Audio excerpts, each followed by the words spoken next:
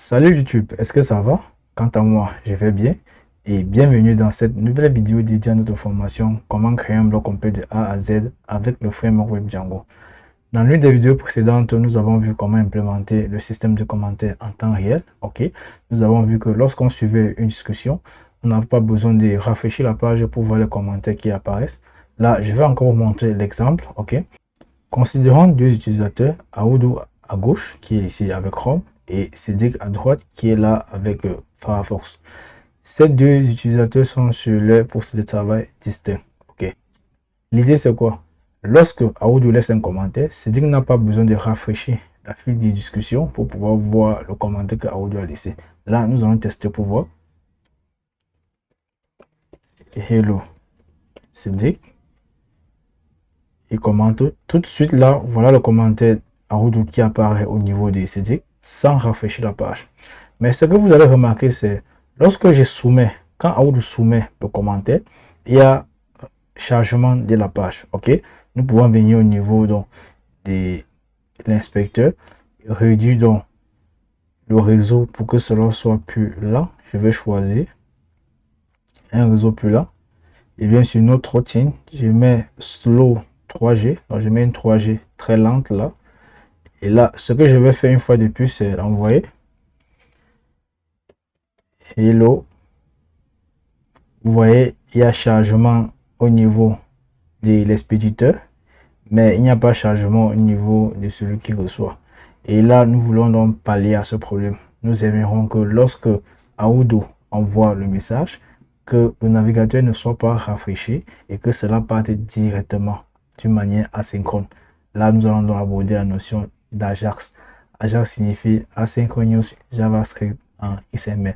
C'est vraiment bluffant les gars. Ok, donc je vous invite donc à prendre un café parce que cette vidéo risque d'être extrêmement longue.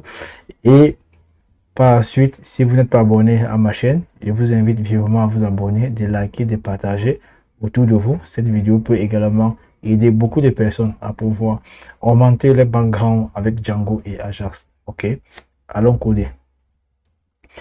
Là, le scénario que nous allons utiliser, c'est un scénario très simple. Ok, ce que nous voulons, c'est envoyer donc un commentaire au niveau du serveur, ça donc rafraîchir la page. Et Ajax va nous permettre donc de pouvoir gérer cela. Qu'allons-nous faire? Quel type de données allons-nous envoyer? Là, nous verrons ça au niveau du code.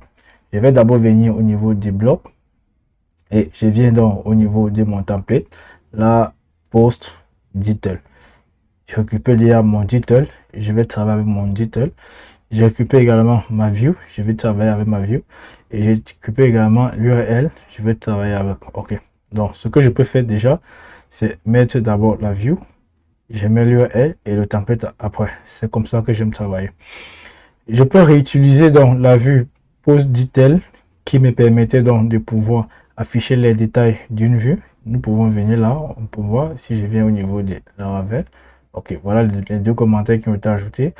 Mais là, je dois devoir casser le code. Mais ce que je vous propose, c'est de créer une nouvelle vue qui va permettre de faire cela, ok, d'une manière un peu simple.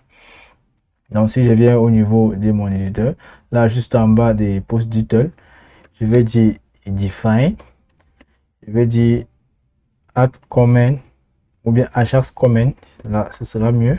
Je n'ai pas préparé cette vidéo, donc j'aurai des nomenclatures un peu bizarres.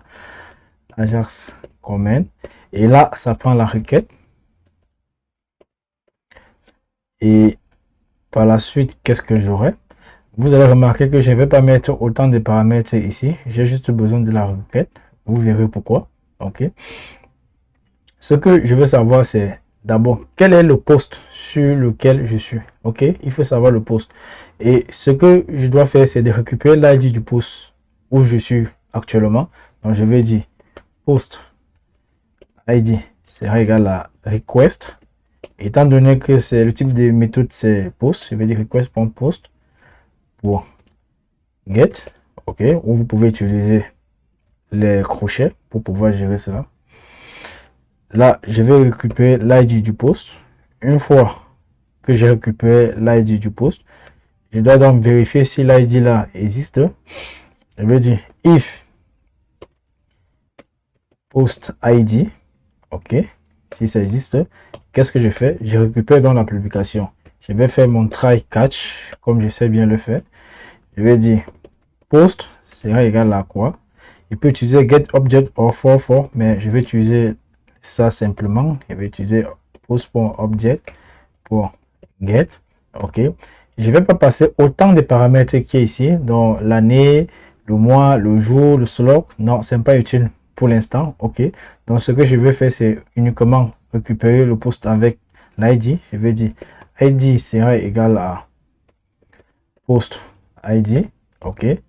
Et maintenant, si le post n'existe pas, je vais faire un exception. Donc je lève une exception. Je vais dire post does not exist. OK. Et là, je vais faire un pass pour le moment. Je ne sais pas ce que je vais mettre là. Et ici, là, je vais un peu essayer de printer mon post là pour voir si vraiment ça existe. Je vais dire post virgule. Je vais dire mon point ID. Je récupère l'ID. Et je dis également post. OK. Là, ce sera un peu nickel. Bon. Si mon post existe, OK. Là, je vais donc envoyer une réponse du type HTTP réponse, mais cette fois-ci, ça ne sera pas réponse comme nous savons là. Ce sera donc JSON réponse. OK. Puisque je vais travailler avec le JSON. OK. Je vais dire return HTTP. Désolé, le JSON response. Vous verrez pourquoi je mets JSON response là tout à l'heure. Ça c'est prévu. Là, je vais mettre le statut status et je mets OK ou bien success. Oui. Success est mieux. Et je vais copier la même chose. Dans le cas où les choses ne se passent pas bien ou se passent mal, je vais donc retourner un status error. Pourquoi je mets status error? Parce que la vue que j'ai créée doit forcément retourner une instance de réponse. OK. Maintenant, si c'est que les choses se passent bien, nous aurons un retour ici. Donc, ça veut dire quoi? Mon code n'aura pas besoin de parcourir les dernières lignes ici là. Mais là, si ici il y a un problème, nous aurons celui-ci. OK. Donc, je vais d'abord laisser celui-ci ainsi. Et une dernière chose, je vais donc préciser que ici, je veux uniquement une requête de type post. OK. Donc, je vais venir donc au niveau des formes Django pour view. OK. Pour decorator. Pour HTTP. Import post ou required post. OK, il est là pour dire je veux uniquement les méthodes de type post, mais required post. Là, je suis donc pareil, je viens définir dans sa route. Je veux connaître ceci. Je l'envoie en haut. Ici, au lieu de post ID, je vais donc enlever ceci. Pas besoin. Du slash, je vais dire Ajax comment. OK. Là, view Ajax comment. Et ici, là, je vais mettre Ajax comment. Cette fois-ci, je mets avec le underscore. Je copie, je garde. Là, j'ai fini déjà avec la route. Et au niveau donc, de notre template, c'est ici là que nous allons essayer de réorganiser les choses d'une manière plus propre. Donc, je remplace d'abord les event source. La fonction blue content, je la mets également là. La fonction OK. Ce que je vais faire déjà, c'est de récupérer donc l'ID. OK. Donc, je vais sauvegarder l'ID du post dans une variable, peut-être disons data attribute que je vais réutiliser plus tard. Donc, je peux venir là. Je localise dans mon formulaire qui me permet d'envoyer les commentaires. Il est là, c'est add comment. Je réduis ça légèrement. Add comment là. Je formate un peu, c'est un peu trop laid. Dans ce bouton-ci, je vais garder mes data attributes. Je mets comme ceci. Là.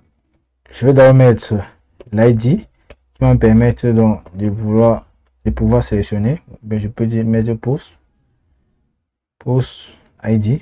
Ok, là, je mets là data ID et je vais donc utiliser interpolation. Je mets là post.id.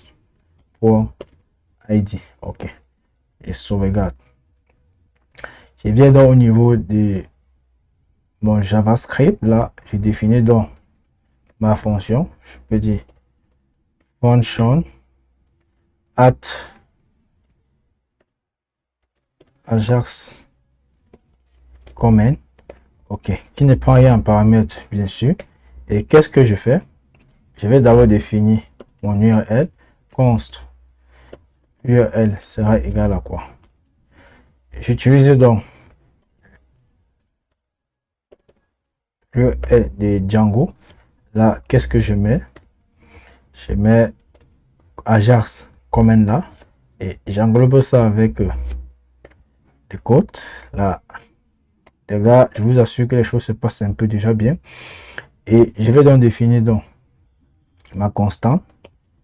Je vais dire, bon, ma variable, je vais dire let options sera égal à quoi? Sera égal à un objet. Et dans cet objet, qu'est-ce que je mets? Je mets donc la méthode que je vais utiliser, qui doit être égale à post. Ok. Il y a plusieurs manières de faire cela. Ok. Maintenant là, on pouvait également instancier header. On pouvait dire let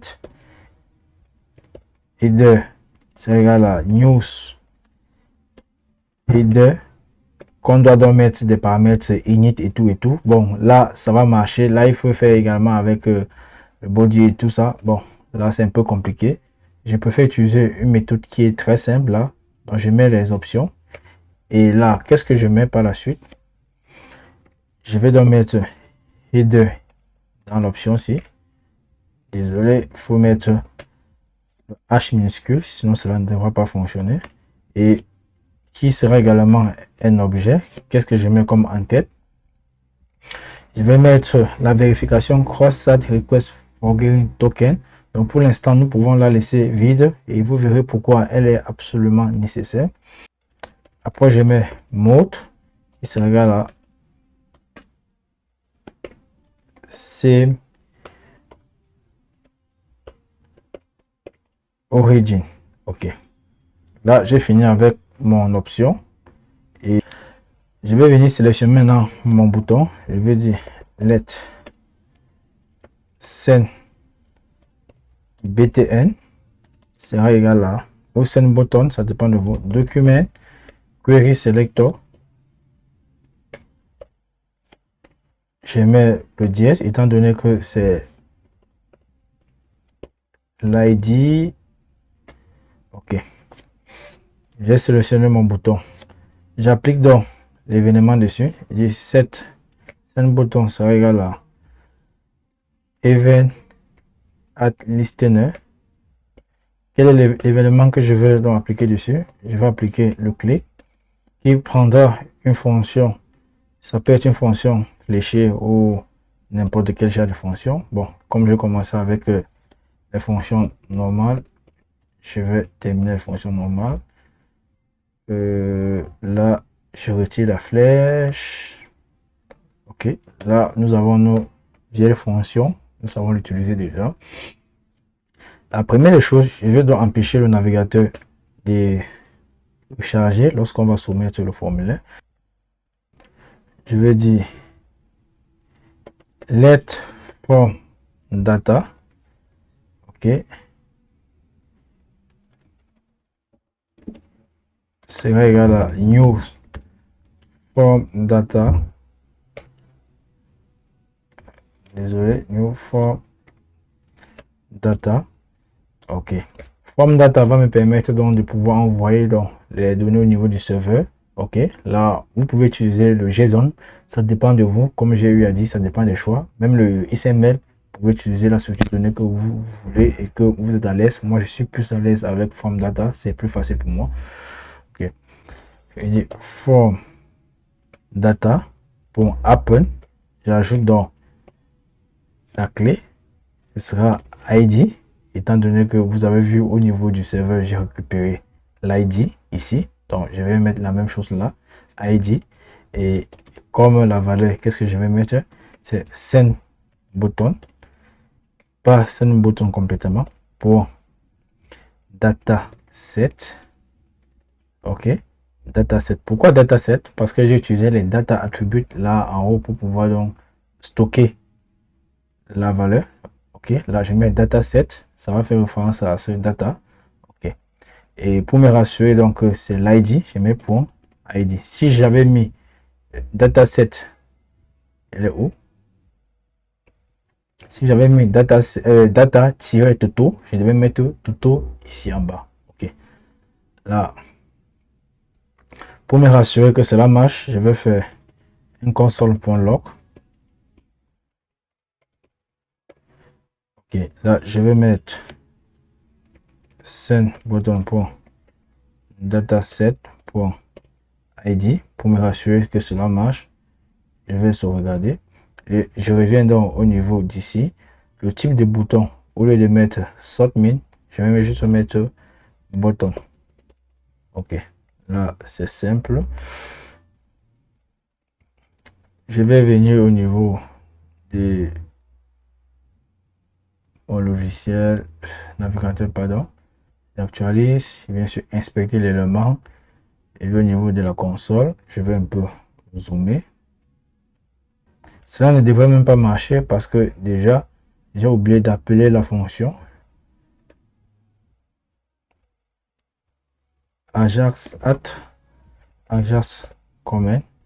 Là, je suis certain que les choses iront bien. Je vais actualiser ici. OK. Dit hello.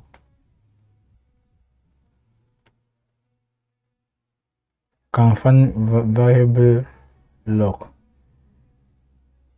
console.log. Je vais y retourner. J'actualise.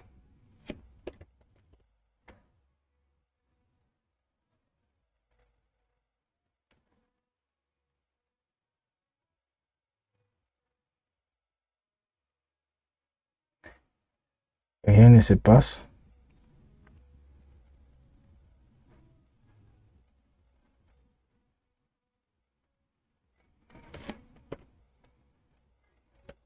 Console.log.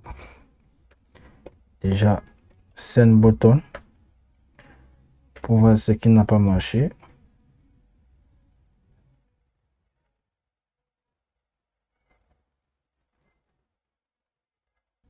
Je vais passer sur Chrome ou bien passer sur Mozilla. Je prends Chrome. OK. Là, je ferme celui-ci. Je n'en ai plus besoin. Inspecter. Je vais actualiser là. Je ferme. Voilà post ID qui apparaît. Je fais hello. Voilà l'ID qui apparaît. Donc le problème était au niveau de la compatibilité avec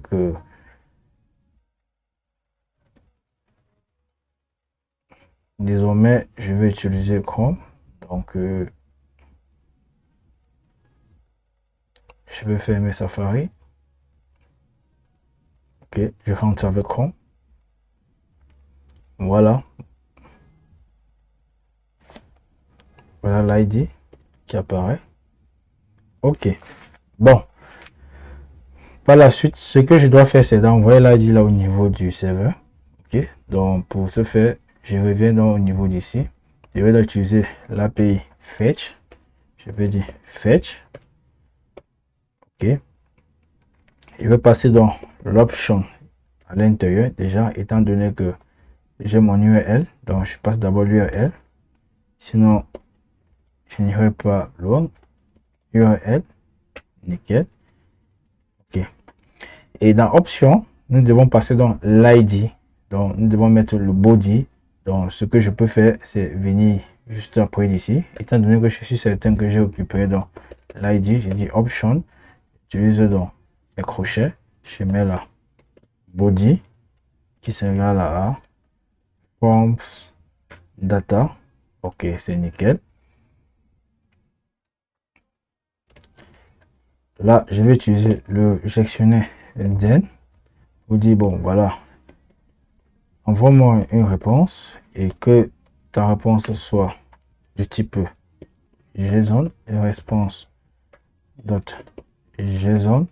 Ok, et j'utilise l'autre gestionnaire then. Vous dit bon, voilà, étant donné que tu vas me renvoyer ce que tu veux me renvoyer là, je veux que tu fasses certaines choses pour moi.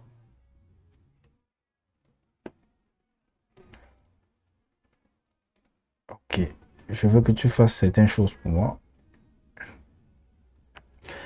Je dis data sera égal à utiliser la fonction fléchée, mais je ne retourne pas, je mets plutôt fait console.log des data.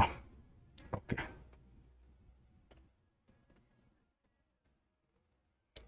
Je vais revenir ici. Je dis hello. On dit 403 forbidden. Ok, donc les gars, cela ça ne m'étonne pas. Je vais au niveau du serveur regarder ce qui est là. On dit forbidden cross-site request forgery token. Donc il manque l'authentification. Donc le message n'est pas authentique. Donc il faut vérifier dans la source. Ok, vous pouvez le faire de plusieurs manières en utilisant donc soit les cookies ou bien en utilisant donc une fonction qui va permettre de récupérer cela au niveau de votre navigateur. Si je viens dans l'application là, je viens dans cookie. Ok, vous avez donc le cookie section ID qui est pour celui-ci. Nous avons cross-site request forgery token, c'est ça que nous avons besoin. Vous pouvez donc utiliser donc avec la bibliothèque JS Cookie pour récupérer ça facilement, ou vous pouvez venir au niveau de la documentation Django. Ajax CRF cross-site request forgery token. Venez sur how to use. Vous verrez, c'est très simple. Ok, étant donné que nous avons un formulaire déjà au sein de notre application, ça veut dire que nous pouvons récupérer ça de la manière ici. Donc ça devrait fonctionner. Donc je viens juste là, je copie la fonction comme si de rien n'était. Je copie la fonction, je viens coller. Ou vous pouvez donc parcourir la librairie JS Cookie pour voir comment cela marche, comme j'ai eu à vous dire récemment. Je viens au niveau de mon code là. Je mets la fonction juste en haut. Là, il menace de pleuvoir et il va y avoir un peu de bruit là. Je viens au niveau du header. Comment je l'insère? Je mets is cross-site request forgery token. Ok. Voilà ça. Voilà comment on le met. Étant donné que c'est un objet, je vais mettre cross-site request forgery token que la fonction m'a retourné ici. Ok. Si vous voulez être curieux et savoir que bon voilà, est-ce que c'est vraiment réel que les cookies là existent, là je vous rassure, les cookies existent vraiment. Si je peux aller view code source, afficher le code source de la page et faire cross-site request forgery, voilà ça existe réellement, donc cela a été récupéré.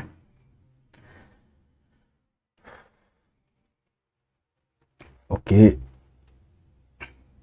là c'est bon, je sauvegarde. Je reviens au niveau ici, je vais actualiser. Je viens dans ma console. Il dit hello.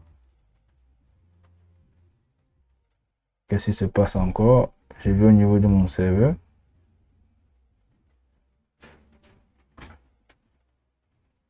Ok. Bon, je vais faire un console.log sur le cookie pour me rassurer que cela marche.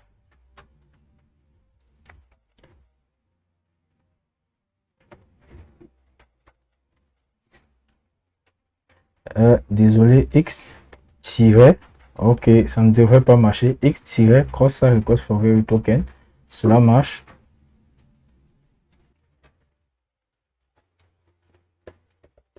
Hello. Success, les gars, ça marche. Je viens au niveau du serveur, je vérifie. Voilà, c'est parti. Les gars, cela marche nickel. Et le serveur m'a envoyé l'ID qui est l'ID 2 et ça m'a envoyé le post, le titre du post. Cela marche. Bon, étant donné que ceci marche, ce que nous allons faire maintenant, c'est de récupérer le commentaire. Ok, donc le commentaire qui se trouve ici, donc nous allons la récupérer. Si je dis hello, ok, je dois pouvoir récupérer le commentaire et l'envoyer au niveau de la console. Donc, si je dis hello, bon, je dois être capable de récupérer le commentaire et l'envoyer au niveau de la console d'abord. Ok, donc si je vais au niveau de mon code là, je déclare ma variable. Je dis const ou bien je dis let, c'est mieux, je mets let. Comment, c'est égal à, je dis comment content, c'est égal à 10. Ok, quand je dis 10, ça fait référence à SendButton ou vous pouvez également utiliser SendButton, ça dépend de vous. Bon, parent note, quand je dis parent note, donc je monte l'élément parent qui est parent note. Quand je dis parent note, je fais référence à l'élément parent qui est rien d'autre que notre formulaire. Il est où? La partie commentaire. Je suis au niveau, voilà le commentaire, je suis au niveau du bouton. Quand je dis parent note, je fais référence aux formes. Et dans là, nous avons notre pays et tout et tout. Donc, je peux venir vérifier là. Je crois que c'est plus facile au niveau ici. Je suis au niveau du bouton. Quand je dis parent note, je me retrouve au niveau de la forme. Et je peux faire un query selector directement. Je récupère le ID body. OK. Parce que mon test se trouve à l'intérieur d'ici. Donc, de mon test area. Donc, je reviens là. Vite fait au niveau de mon code. Je vais un peu accélérer, les gars. Soyez attentifs. OK. Là, j'ai mon comment. Parent note. Je suis au niveau de la forme. Du point query selector. OK. Là, je mets dans mon ID qui est ID body et 10 points value pour récupérer la valeur de ça. Okay. Je vais faire un console.log rapidement pour que vous voyez ce que cela marche. Je mets comment content, j'actualise.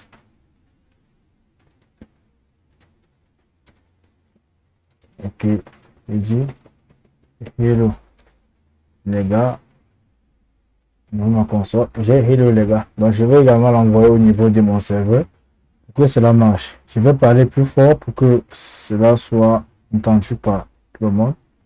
Là, je vais dire comment et au niveau de mon form data, j'ajoute dans mon comment content comme ceci et cela devrait aller. Je vais au niveau de mon serveur, je récupère ça comme ceci, je dis comment et ici là je dis comment. Ok, je fais un console.log au lieu de post id, je vais dire comment. Donc je vérifie si mon commentaire et mon post id existe.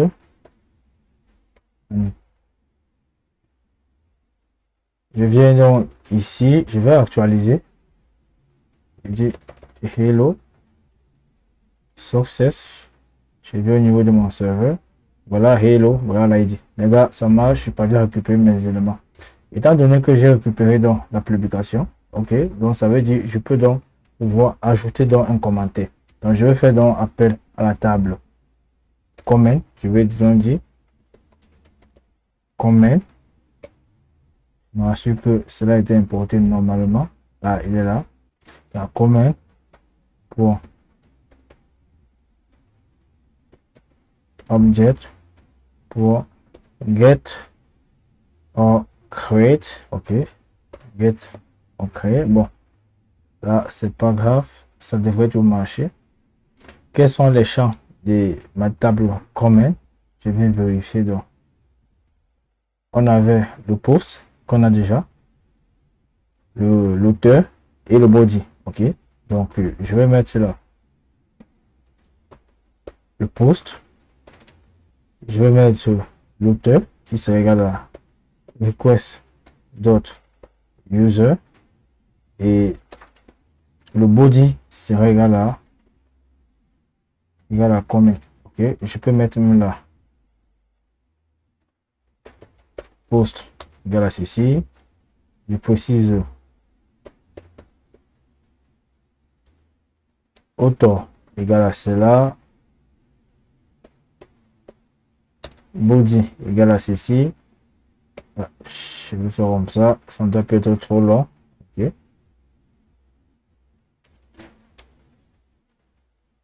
Les gars, c'est nickel pour le moment. Je vais essayer de tester pour voir si la magie s'opère.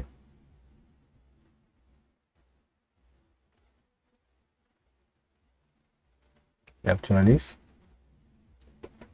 Comment from Ajax. Voilà ça. Comment from Ajax. Les gars, c'est nickel. C'est nickel. Je suis tellement content. Et là, la pluie vient en force. Donc, je vais garder la suite pour demain ou après-demain. D'ici là, n'oubliez pas de commenter, de vous abonner. Là, il va falloir qu'on puisse nettoyer donc la console lorsqu'on soumet le commentaire. Donc, laissez au maximum de commentaires, le maximum de likes. Je vous aime. Ciao.